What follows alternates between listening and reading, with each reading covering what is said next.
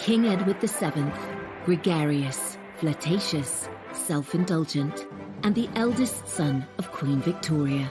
He was a big person, and he liked being quite debonair. He knew exactly what to say to people. He had a reputation for being able to put people at their ease. He dragged the United Kingdom out of the Victorian era into a shiny new century and inspired the Edwardian age. He's like a great big sunburst. This was Britain at the heart of a very, very wealthy empire. The Edwardians enjoyed a golden era. It is a time of great privilege and luxury. But no one ever thought Edward would be a success. They had very low expectations of him as a potential king. As king in waiting, he was written off as a useless philanderer with a long-suffering wife. The Prince of Pleasure, or Edward the Caresser. He does have lots and lots of affairs, lots of girlfriends. In this programme, we reveal the full extent of his scandalous private life. He's very happy to disavow Harriet in court, and that ultimately results in her being confined for the rest of her life in a lunatic asylum. How his beautiful wife, Queen Alexandra, stood by him. She was so tolerant of his misbehaviours, and maybe that also undermined her health. And ultimately, how this Playboy prince turned it all around to become one of Britain's most successful and popular monarchs who saved the royal family. The monarchy was really not fit for purpose. Edward did manage to pull it back quite quickly. He was truly the first people's king.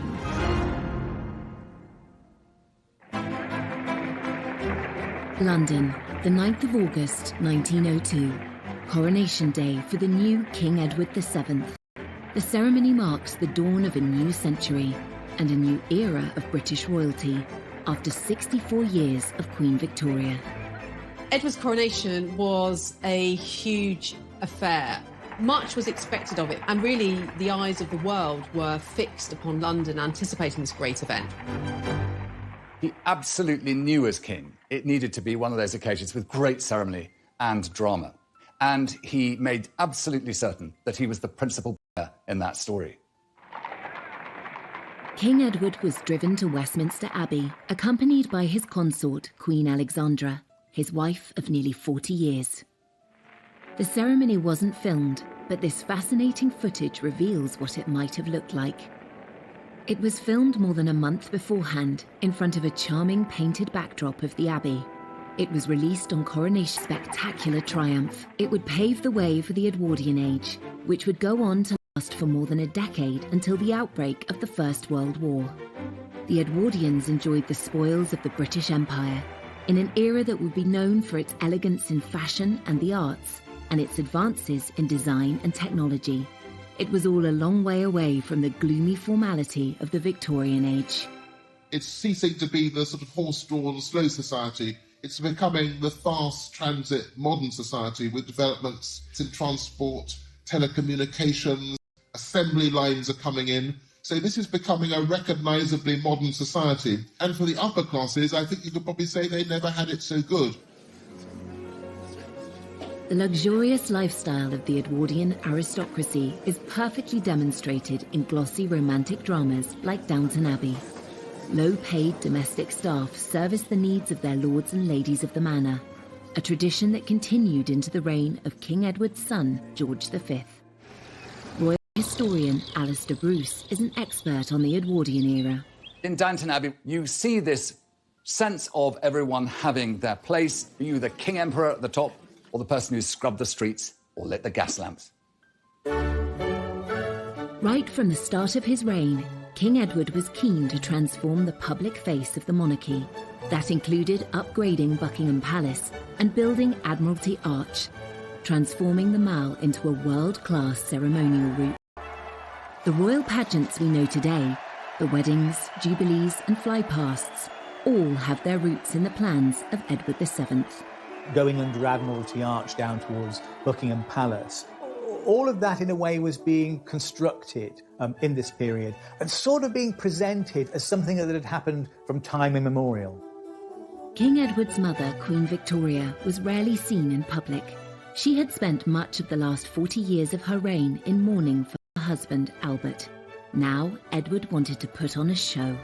And this era is at the beginnings of celebrity, and he's right at the heart of this very sort of glamorous world. He goes to the theatre, you know, the West End becomes this very glamorous thing. And Edward is sort of touching all these different bits because he's very much a man about town. He just never stopped eating, drinking and smoking cigars. And I think with his top hat at its jaunty angle, he represented the very embodiment of the age that took his name. Edward VII became a hugely popular monarch, but at the start of his reign, no one took him very seriously at all. He was thought to be a prince of pleasure with little experience of state responsibilities.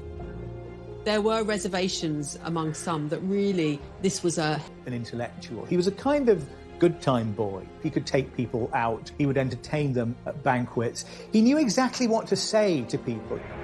There were all these sort of rumours that surrounded the new king, and Kipling, the writer, called him a corpulent voluptuary. He had a reputation as a playboy, as a womanizer. Henry James, the great American writer who lived in Britain, called him the arch-vulgarian. The womanizing king had had several high-profile relationships outside his marriage, pushing against the accepted boundaries of the time. And one of these relationships would end in a very public and scandalous trial that had the nation gripped. Lady Morden was sectioned, effectively. She was declared mad. Her own family say, oh, she's mad, and they put her in a loony bin.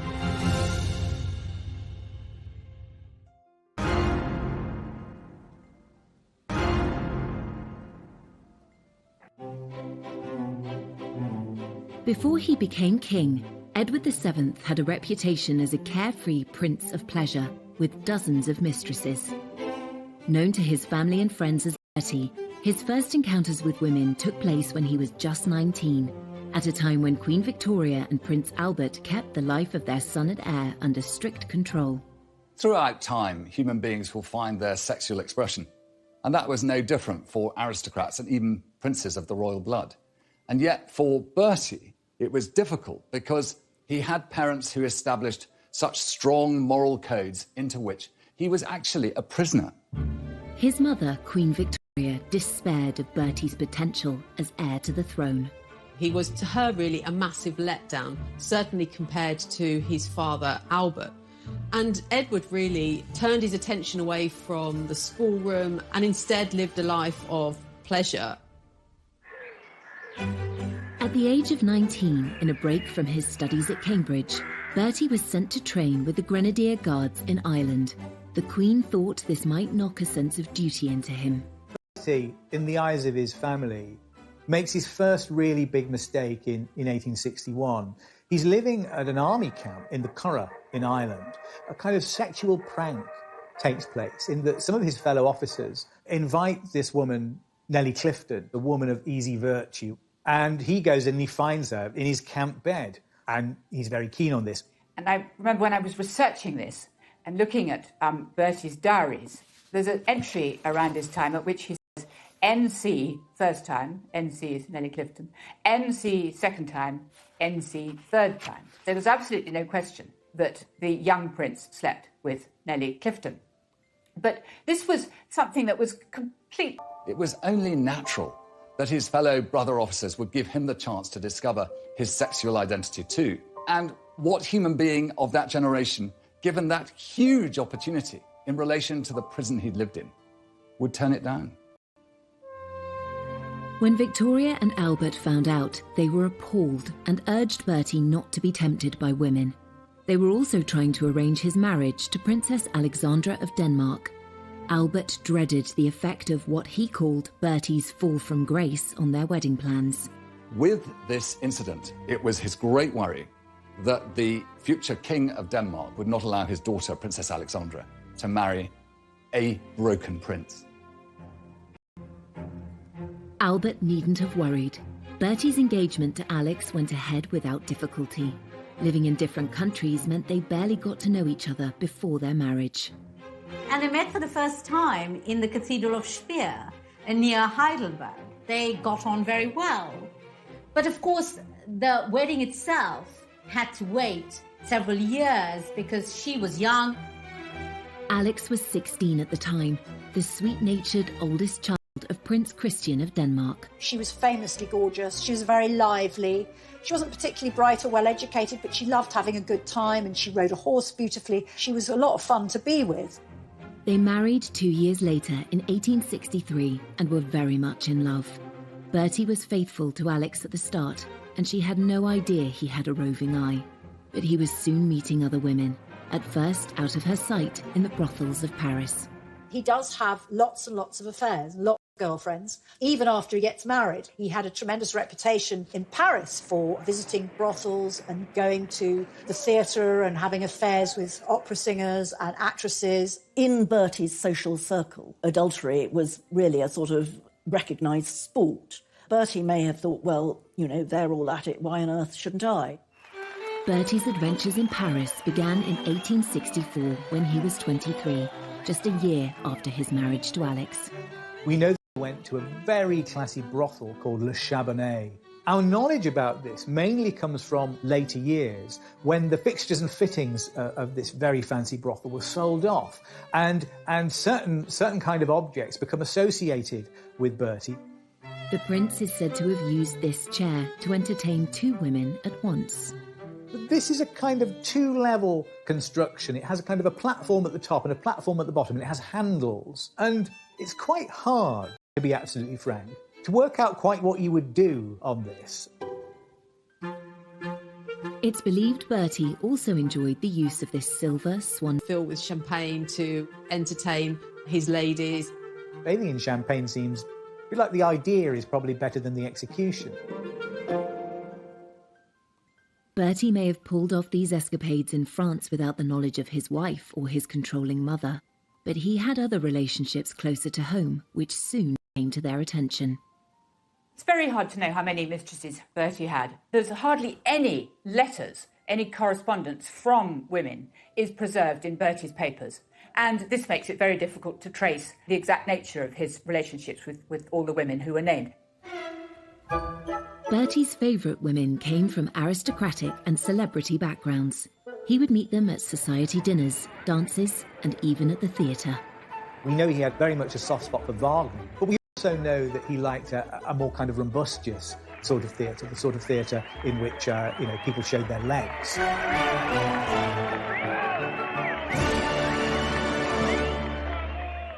A mistress, the word today, implies a slightly seedy relationship, perhaps, and probably an adulterous relationship.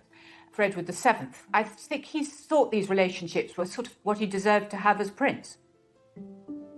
One of Bertie's best-known lady friends was Lily Langtry. He met her at a dinner party in 1877 when he was 35 and she was 23. She launched her acting career off the back of her friendship with Bertie. Lily Langtry was this married woman from Jersey whose father was a cleric. She arrived in London with her husband and very soon seemed to have charmed all of London society, including the Prince of Wales, who couldn't get enough of her. He showered her with very expensive gifts. They went to a party on board a ship, and the captain, for a joke, filled the cabins with laughing gas. And you can imagine that was a rather riotous occasion. When Lily wrote her memoirs, she played up her role as a royal mistress. But Bertie's surviving letters and diaries offer no evidence of a physical relationship. Really, a break came between them when she put a spoonful of strawberry ice down the back of his neck in public. And that was a line that she crossed, and the relationship really cooled after that. Lily had affairs with other young aristocrats and gave birth to a baby daughter outside her marriage. Bertie was quick to distance himself from Lily, but his intimate relationships with other women showed no signs of slowing down. His 30-year friendship with Lady Jennifer Churchill, the mother of Winston Churchill, started because Bertie was friends with her husband, Lord Randolph. One of the few relationships that's quite well documented, his letters to her survive because she'd come to luncheon. Very often there's a lot of sort of endearments, but it doesn't mean that this was a sexual relationship. In her lifetime, Jenny Churchill was rumoured to have slept with 200 men, but there is no hard evidence that Bertie was one of them. Winston Churchill is said to have asked her whether she thought she might be in with the chance of becoming the first lady of the bedchamber. The once close friendship between Bertie Lord Randolph Churchill suffered. One of the tensions in the relationship between Lord Randolph Churchill and Bertie was, of course, the fact that Bertie had this long-standing flirtatious relationship with Lord Randolph's wife. When Lord Randolph died of syphilis in 1895, Jenny sought advice in arranging his funeral. Among those she turned to was Bertie's wife, Princess Alexandra. Some of Bertie's mistresses were not unknown to Alexandra. They were from their mutual social circle. So Jenny Churchill did consult with Alexandra. This was about protocol, but it certainly shows this extraordinary attention at this time for preserving appearances. The minute there was, say, a court case because of a divorce, that led to, serious shutdown. But if it was sort of people were discreet, they could behave in quite an immoral way.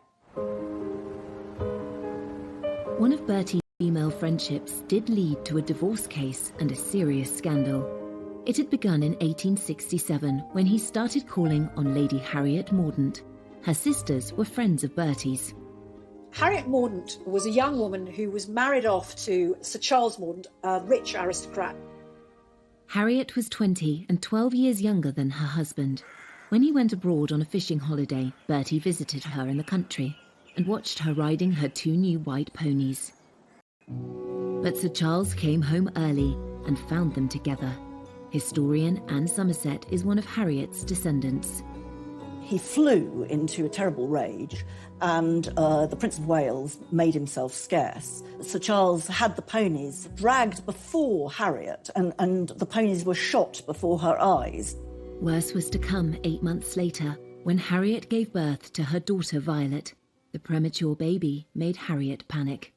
The child sort of developed something slightly wrong with her eyes, and Harriet leaps to the conclusion that she's infected her with venereal disease. So she calls Sir Charles to her and she tells him that the child isn't his, that she's misbehaved with a number of men, including the Prince of Wales. Once again, Sir Charles flew into a rage. He ransacked Harriet's desk and found letters from several men, including Bertie. Bertie as witness, but in the end, rather than go to trial, Lady Mordaunt was sectioned effectively. She was declared mad. Her family, her own family, say, oh, she's mad, and they put her in a loony bin, rather than allow her to appear in court. Despite his wife's absence, Sir Charles pressed on with the trial. It led to lurid headlines in papers such as the Illustrated Police News, with Bertie tagged as the royal visitor. The Prince of Wales was the star witness, but spent little more than 5 minutes in the witness box.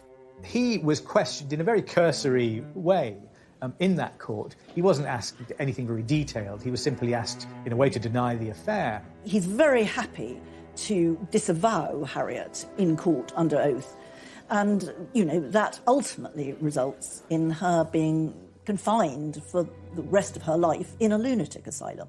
No one claimed Bertie was the father of Harriet's child, but there have been suggestions of a conspiracy to silence her, something which suited several people. Her own family said she was mentally incapable and royal doctors agreed, so she never got to defend herself.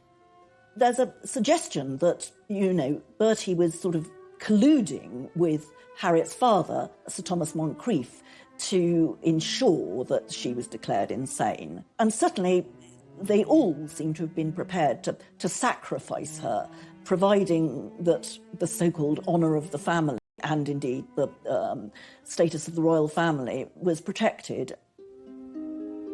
Bertie assured his wife Alex and mother Queen Victoria that he had done nothing wrong, and they believed him, while Lady Harriet was locked away for nearly 40 years until her death in 1906. In these sort of days of the Me Too movement, many people would feel more severe about him. I think, in all fairness, one should pay credit to his better qualities, his achievements as king, and how he actually sort of managed to be a very popular monarch. 30 years after the Mordaunt scandal, Bertie was crowned king. His relationships were so well known in society by then that they were amusing rather than scandalous. He insisted that a group of his former mistresses should be invited to the coronation. Accompanying Edward at his coronation was, of course, his queen. Alexandra of Denmark, but also a group of women, the king's mistresses, who were together in a pew that was dubbed the king's loose box. And so mistresses of long-standing, Jenny Churchill, Winston Churchill's mother indeed, and Alice Keppel. So long-standing mistresses of Edward were there at the heart of this establishment occasion. One wonders slightly what the atmosphere was like within it. Been a playboy all his life, a trend that would continue into his reign. And the excesses extended to other areas of his lifestyle too. His drinking, eating and smoking was infamous, and soon it would bring him to the brink of death. Let's not forget this 48-inch chest, 48-inch waist. There is a kind of foul burst that comes from it that says there's been an abscess in his flesh.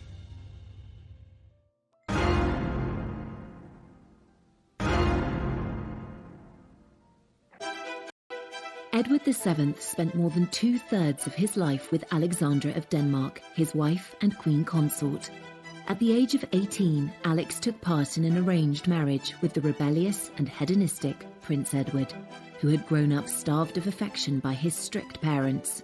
I think it's quite clear that Bertie turned out the way he did because he felt neglected and unloved at home. He had so little love in his family that he went out of his way to find affection outside. Alex tried her utmost to be the love of Bertie's life, but when he needed more than she could provide, Alex found ingenious ways to ease the heartache it caused her. There's something about the nature of that marriage that in part explains why he was never faithful to her, because it was one that was in essence imposed upon him. But it was advertised as a love match. Alex was 3 years younger than Bertie. He first saw her photo in 1861 when she was 16. Her father, Prince Christian, was heir to the throne of Denmark. They lived in a palace in Copenhagen. Alexandra made her own clothes as a child. She shared a bedroom with her sister into her teens. There are stories about her recycling her clothes as furniture covers. Can't really imagine Queen Victoria doing that. They were very fond of each other, and they were also very active. Alexandra's father made them all do kind of, I think, what you call calisthenics now. You know, they had to kind of go outside and jump and do star jumps. Bertie and Alex's wedding took place under a cloud. His father Albert had died and Queen Victoria was in mourning. She insisted the ceremony should take place in Windsor. Queen Victoria thoroughly approved of Princess Alexandra, and indeed, to a certain extent, had sort of hustled Bertie into proposing to her. But she didn't want it to be forgotten that she was this grieving widow, still in the throes of terrible unhappiness at having lost Albert. The newspapers were very critical of Victoria's decision. In an obscure Berkshire village, which only had an old castle and very poor sanitary arrangements.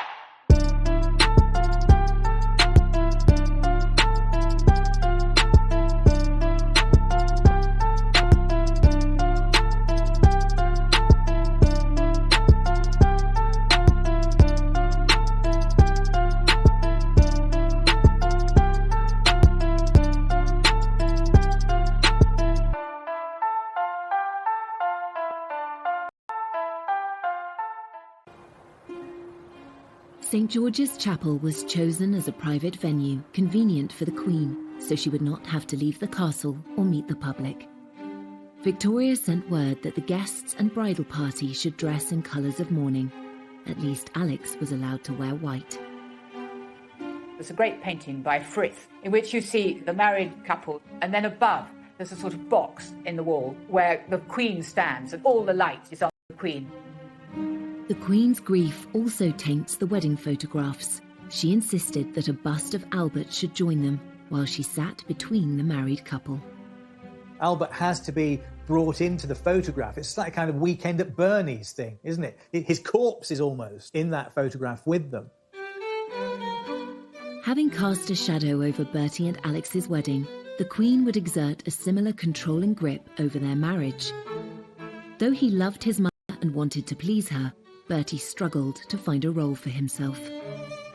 She tries very hard to stop them from having dinner parties and tells them they shouldn't be going out, and that when Alexandra has her period, Queen Victoria wants to know about it and she shouldn't be going out. On her son and her daughter-in-law, and she refused to kind of give him access to cabinet papers. She really didn't want him to step up and play a role. There was the thought that Edward would, if he was given responsibilities, he wouldn't necessarily stick to them, or he would go off partying, or he'd show the papers inappropriately to other people.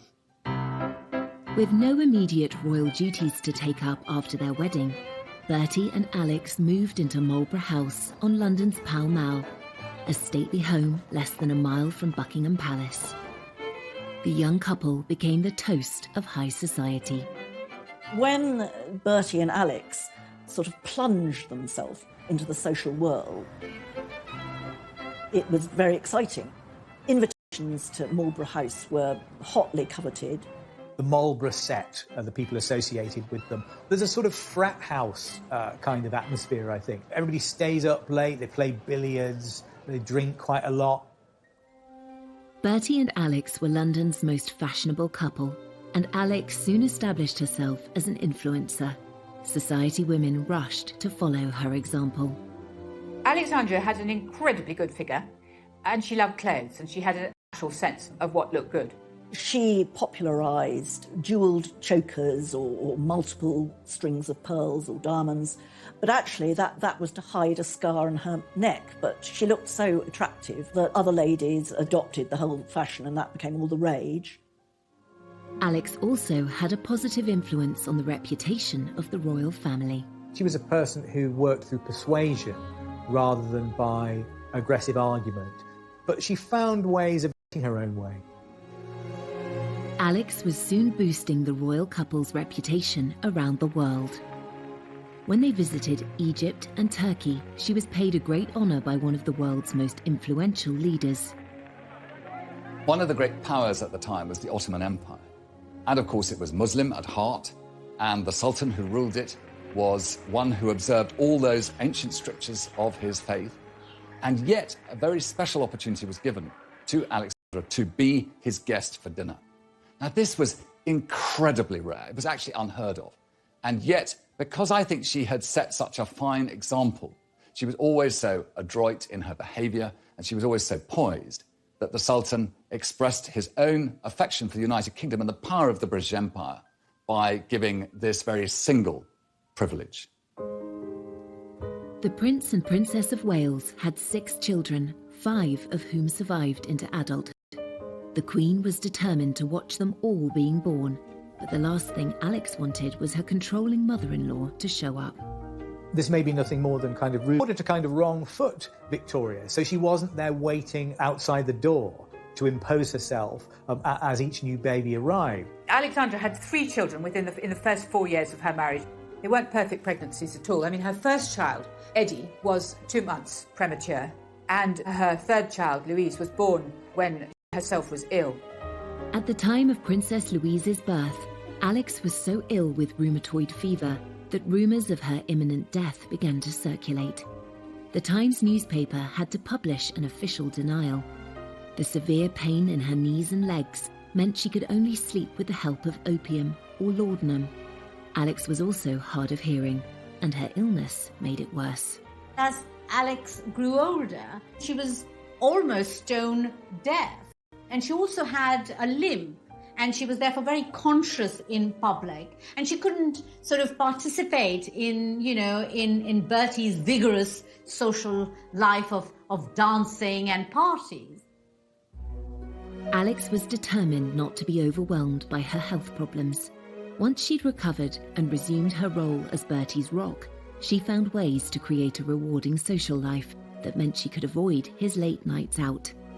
She insisted on dancing. She was a great dancer. She was wonderful at waltzing. And she always danced with what came to be known as the Alexandra glide, which was keeping one leg straight. She developed a limp, but she limped so gracefully that other ladies actually sort of started copying her and affected a slight limp themselves. Alex preferred the quiet life at Sandringham to noisy London society. She loved Bertie, despite his affairs, and grew to accept the life he led in London with other women. Bertie couldn't manage without her and always went home to his wife and family.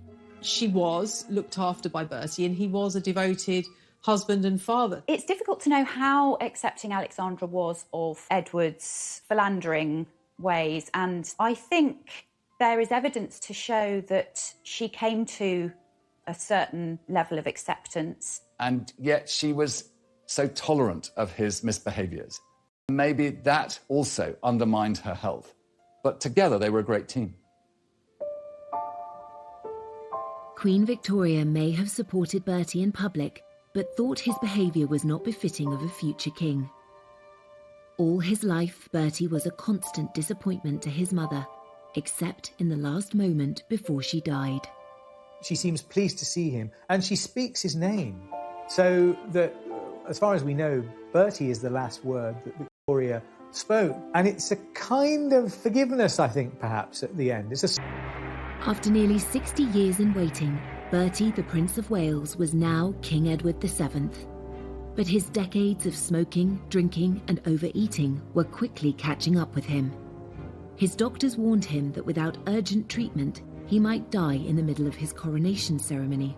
There's a possibility that it's appendicitis, but once Treves cuts into the body, let's not forget this 48-inch chest, 48-inch waist, there is a kind of foul burst that comes from it that says there's been an abscess in his flesh. The nation, indeed the world, held their breath. In the end, the 40-minute procedure was successful. He sat up in bed, he emerged. In a way, this added to the sense of excitement and expectation. The coronation was delayed 2 months to allow him time to recuperate. King Edward VII was determined to drag Britain into the modern age, but not everyone was happy about it. Many British people who were quite restrained saw this old building that they loved turned into something like the interior of a French hotel. And that was probably quite surprising.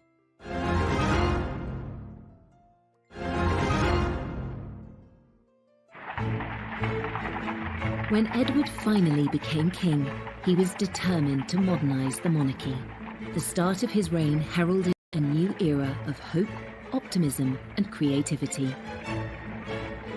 He began by insisting the family should leave their beloved home at Marlborough House and move into the main royal residence of Buckingham Palace, which had been largely left empty by his reclusive mother. Alexandra was totally against the idea, but Edward said it was essential to make the monarchy more visible. She was desperate. She didn't want to leave at all. And she put up all sorts of reasons why it was impossible for her to uproot herself. And only very reluctantly does she agree to go. Buckingham Palace was full of junk, full of things that have just been clutter, full of, and everything terribly dirty. And the king wants to get rid of everything that reminds him of his parents, and then to redecorate it and to create a Buckingham Palace which will be an ideal backdrop for the ceremonial court that he intends to hold. Edward and Alexandra hired theatre designers and decorators to make the palace look more glamorous. Some people said that his decoration of Buckingham Palace looked a bit like the Ritz Hotel. It was all red carpets and gold leaf. But all the same, it did give the sort of theatrical appearance that he wanted to give to his monarchy. Many British people who were quite restrained saw this old building that they loved turned into something like the interior of a French hotel. And that was this new era. And King Edward VII used Buckingham Palace and all these new ideas to be at the forefront of a new empire and a new way. It really was a case of kind of recharging, rebooting the monarchy. And he really did hit the ground running. And it was about getting rid of the old and bringing in the new in many ways. He immediately shows that he's going to embrace a completely different style of kingship. You know, Queen Victoria had basically hidden herself away for decades, and she very reluctantly came out. He's like a great big sunburst, basically. He is bringing monarchy into the 20th century, and it's going to be visible, and it's going to be glorious and gilded and splendid. This ceremonial side of the monarchy was right at the top of Bertie's agenda. The opening of his first parliament in 1901 was the perfect occasion for him to create a public spectacle. This was a really important act because it marked a real break with what had happened under Queen Victoria.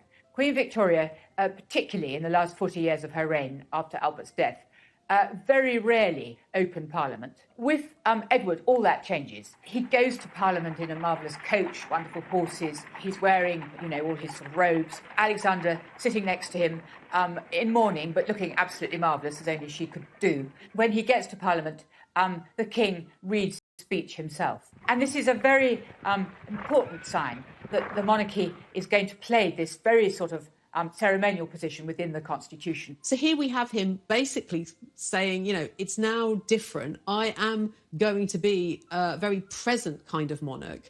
And yes, of course, he kind of cleared out some of the furnishings of Victoria, who, of course, you know, his mother, she's been queen for decades. So, you know, there was a lot of stuff to sort out.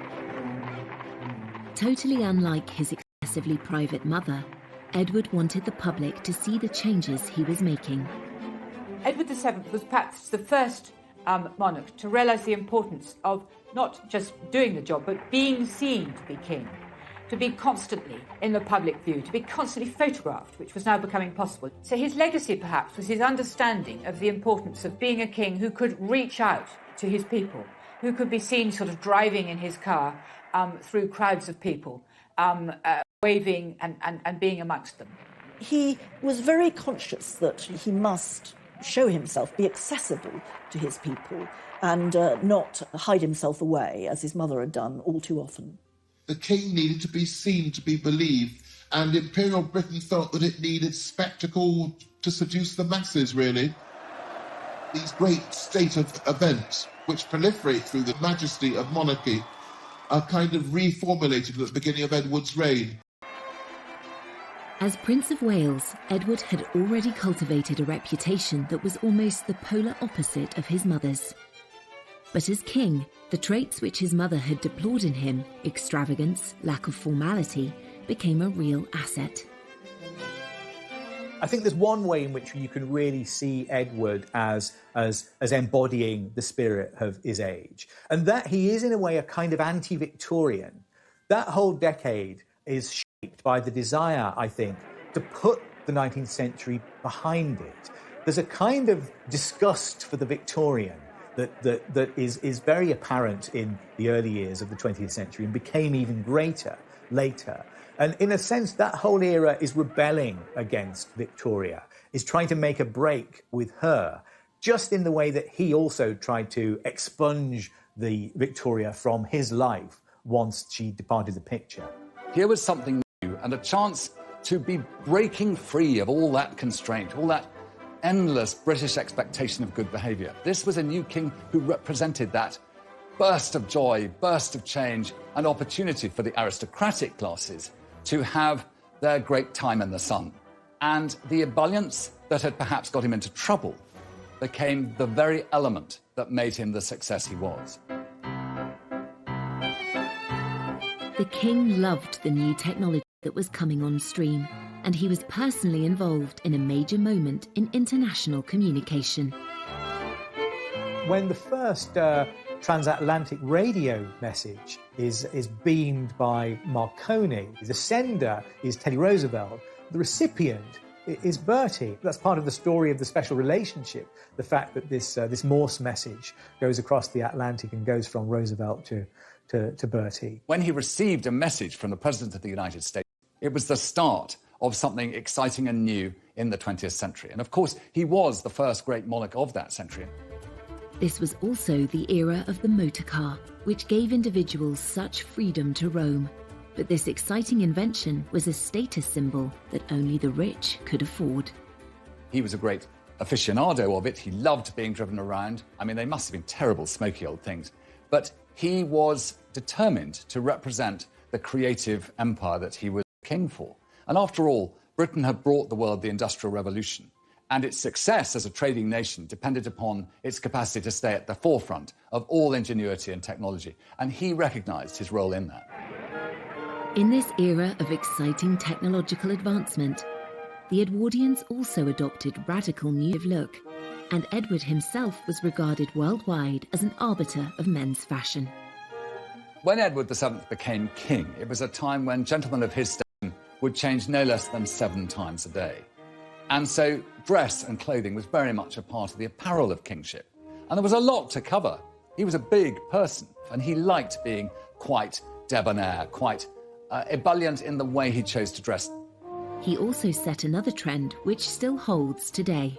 The tradition of having the lower button on a waistcoat undone. Again, that was Edward's invention as a product of his large stomach. It's still something that you're told to do if you get married in a suit from Moss Bros. And it's said that he's the founder of this tradition, and it's slightly a way of disguising the fact that his belly is kind of bursting through this garment. For the ladies, voluminous skirts were out and the Gibson girl was in. Named after an American artist, this embodiment of the ideal Edwardian woman was slender, with an ample bosom and hips, and hair piled up on her head. It's a period of great change in women's fashions. That Gibson girl look, with the waistline going higher and the neckline going lower, and all of those enormous picture hats that would have been a great annoyance to anybody in the cinema, I think, or in the theatre. The actual materials that were being used to craft these fantastic ensembles was very much about creating a sense of richness. It is an era that really celebrated innovation in terms of fashion, using chemical lace, using machine-made objects, using garments that were made. It's really the beginning of the fast fashion era of mass manufacture, and so there's a great sense of new designers, new in all sorts of different ways, that punctuates it as a very exciting decade in fashion.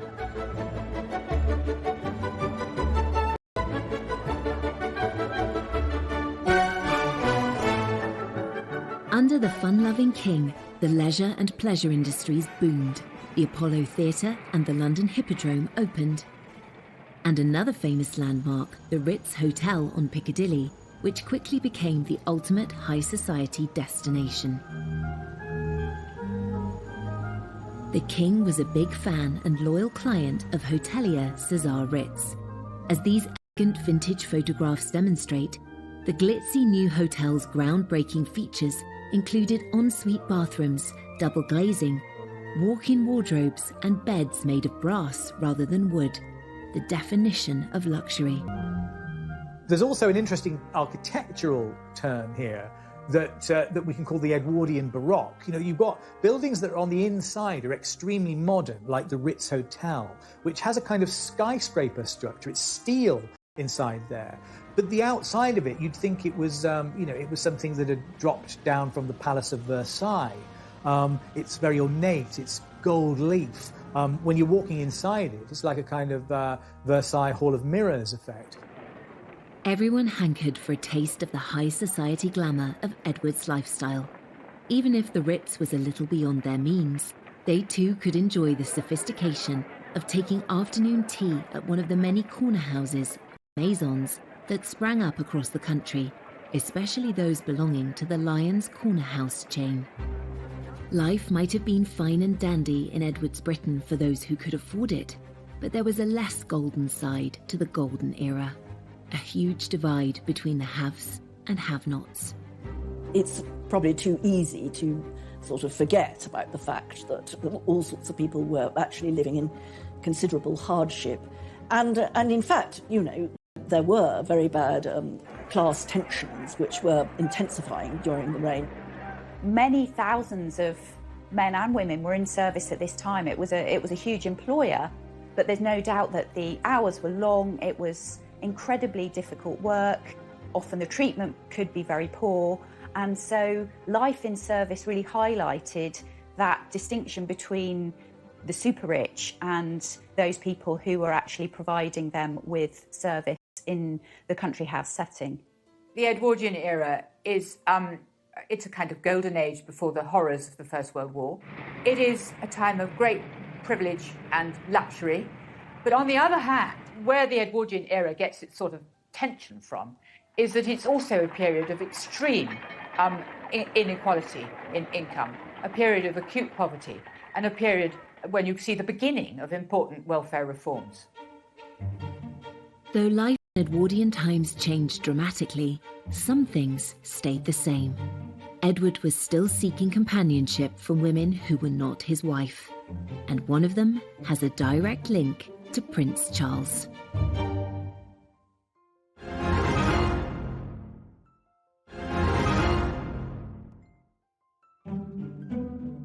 Bertie had strayed throughout his marriage, and that didn't change when he was king. And one woman had the dubious honour of becoming known as his last mistress. Alice Keppel was famous before she started her affair with Edward, because she was, dinner parties were a hot ticket because lots of politicians and, famous aristocrats would be there. People are made to understand that if they want to have the king to dinner, or if they want to have him to stay, Mrs. Keppel must come too.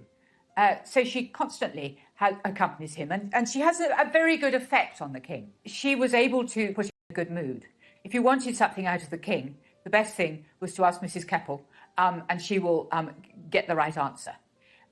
She was witty, she was quick, she was interested in politics. She was able to act as a kind of bridge between the king and some of the liberal leaders with whom he didn't get on very well, people like Lloyd George.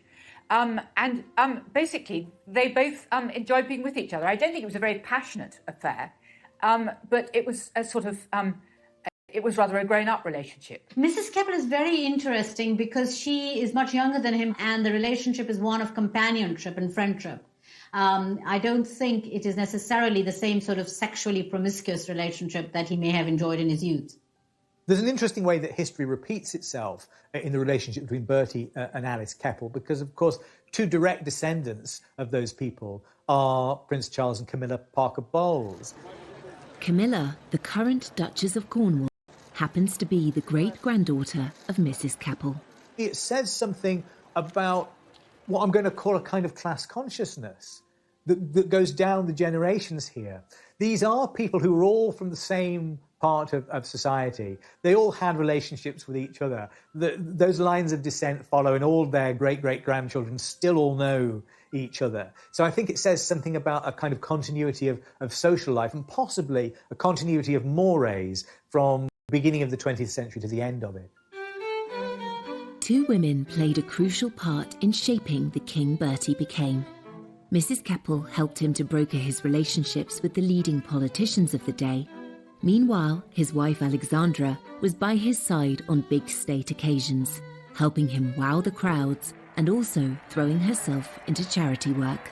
Alexandra was strong-minded, and she had a very strong sense of dress. And she also had a sense of theatre. The night that mourning for Queen Victoria was due to end, there was a court ball, and she was repeatedly asked if ladies were still expected to be in black. And she was very evasive. She managed not to give any sort of answer. So the lady guests took the decision to play safe and all came dressed in black. Suddenly the doors open and Alex enters looking sort of radiant, stunning, all in white with diamonds and sort of so bright plumage. Whereas all the others were like sort of dowdy crows. Her lady-in-waiting described it as that she was shining like a star in the night sky, and it was a declaration of her prominence, that she was, compared to the London ladies, as she called them, she was the most prominent woman in the room. As Bertie continued being unfaithful to her, Alexandra found all manner of ways to communicate her displeasure. Alexandra was clever at managing Edward and punishing his indiscretions fairly subtly. She was deeply hurt and often humiliated by Bertie and his shenanigans, especially because it was impossible to keep it private. And one of the ways in which Alex responded to her husband's affairs was to take herself out of the picture almost completely. You know, she traveled to visit relatives in Denmark or Russia, or traveled in the Mediterranean, making it very clear that she wanted to distance herself from her husband because she disapproved of his actions. And there was another surefire way to put him in his place. He's obsessed with punctuality, and she is constantly, blithely, infuriatingly late for everything. The idea of keeping a king waiting is completely unacceptable.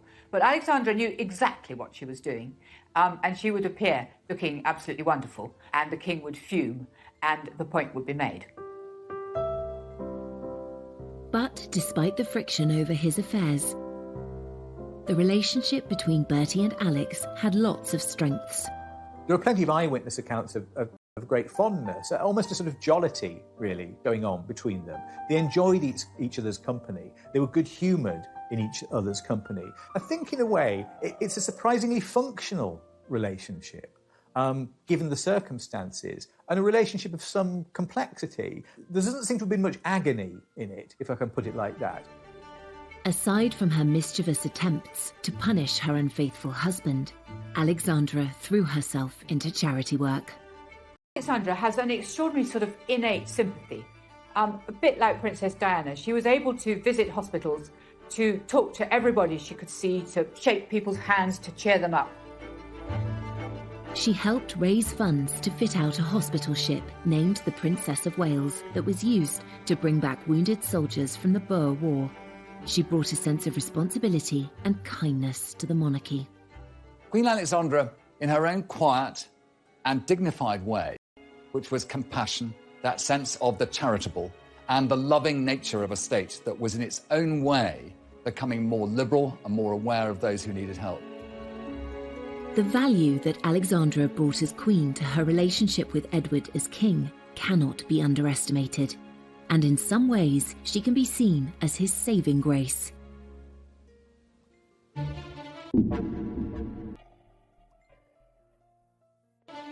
But Edward's excessive eating, drinking and smoking were finally catching up with him. Every larder had been opened to him, every drinks cabinet, and a lifetime of that indulgence was bound to take its course. And his health did decline, and everyone could see it. Queen Alexandra watches this with great sadness. He had achieved so much since he came to the throne, but his reign was about to come to an abrupt end.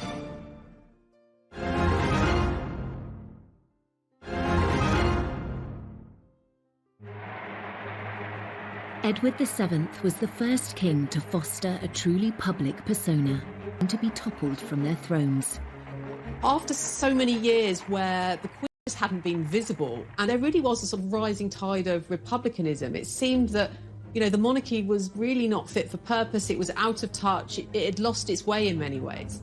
So it was quite remarkable, really, that Edward did manage to pull it back, and pull it back quite quickly.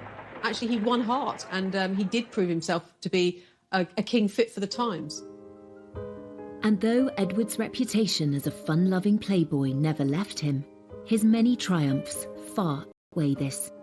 I think we remember Edward as a man overly devoted to pleasure, but there is a serious side to him that is neglected and unremembered. He's one of the brokers of the Entente Cordiale, for instance, that made relations between France and Britain a lot more friendly than they'd been in the past. So if we're going to kind of refocus him slightly, let's think less about the cigars and the horses, and maybe more about this side of him, about his kind of political nous. And when Edward went on an official visit to India, he also demonstrated an enlightened outlook on race relations.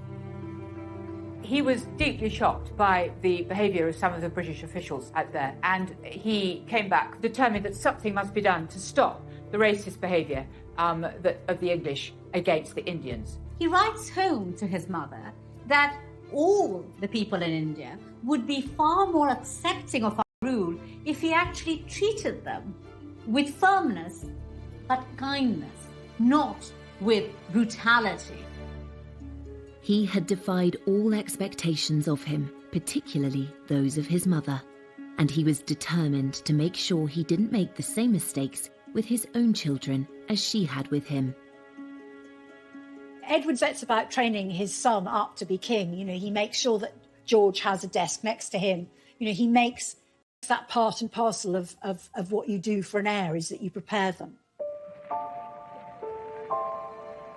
Towards the end of 1909, Bertie's health was failing. He just won't look after himself. He goes on smoking cigars. He goes on eating huge amounts. He finds it harder and harder to walk.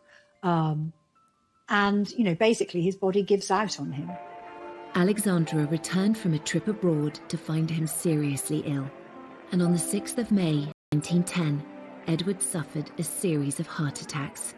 But even at this difficult time, the king's mistresses were never far away. Mrs. Keppel had a letter which the king had written to her, telling her that if ever he became ill or was on his deathbed, she produced this letter, and Alexandra, on the strength of this, allows Mrs. Keppel to come and say her goodbyes to the dying king. And Mrs. Keppel, when she saw him so ill, has a sort of hysterical fit, starts weeping and making a lot of noise and being very sort of what you don't want to have in a sick room. So she's bundled out of the room, and shortly afterwards the king dies. After he dies, Alexandra has his body laid out at Buckingham Palace for 8 days. His sudden death produces a sort of extraordinary, massive outpouring of public grief. The shops are all draped with black, people are in tears, and his son George makes the decision Edward VII should lie in state. And at Westminster Hall, his coffin lies, and for several days the crowds come filing past. You know, the queues go stretching right through the sort of streets of Westminster. People wearing black, people of all classes, you know, a lot of poor people, not just the rich and the privileged.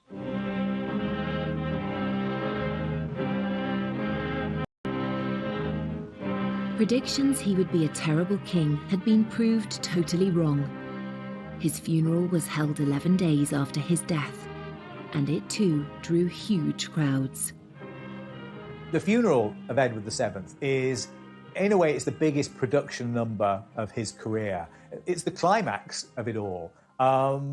He has been the person pushing for this kind of monarchy, this highly ritualized, spectacular version of monarchy, where all its processes are attended by a sense of choreography, a sense of style too, and a sense of the people being involved as spectators and participants.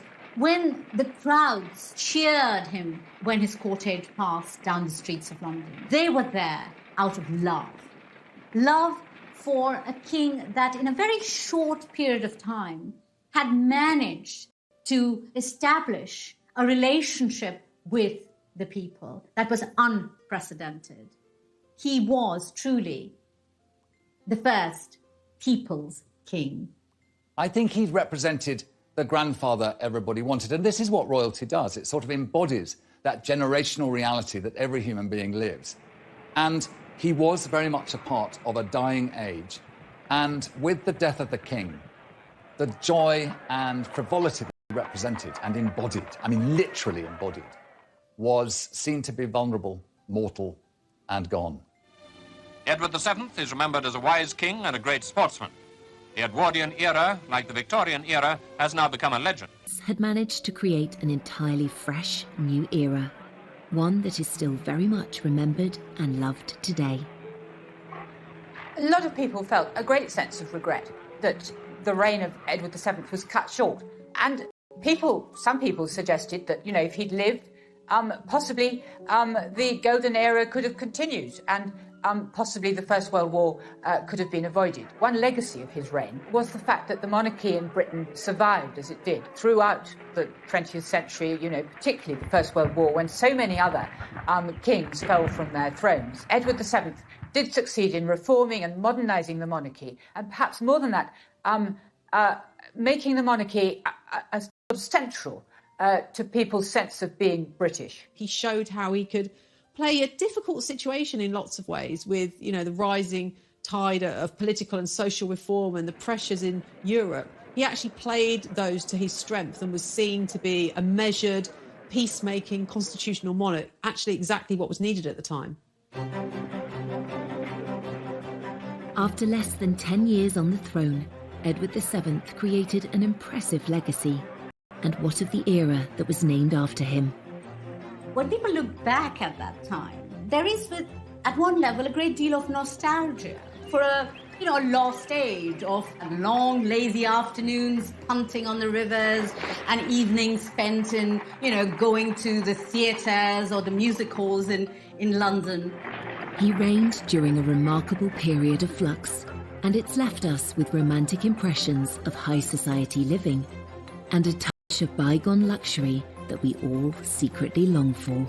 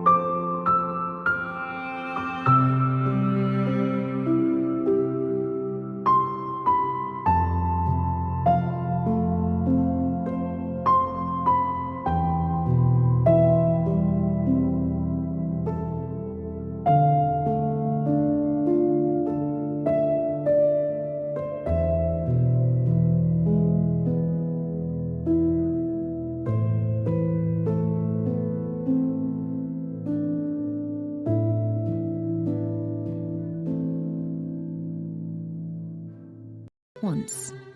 This is a kind of two-level construction. It has a kind of a platform at the top and a platform at the bottom, and it has handles. And it's quite hard, to be absolutely frank, to work out quite what you would do on this.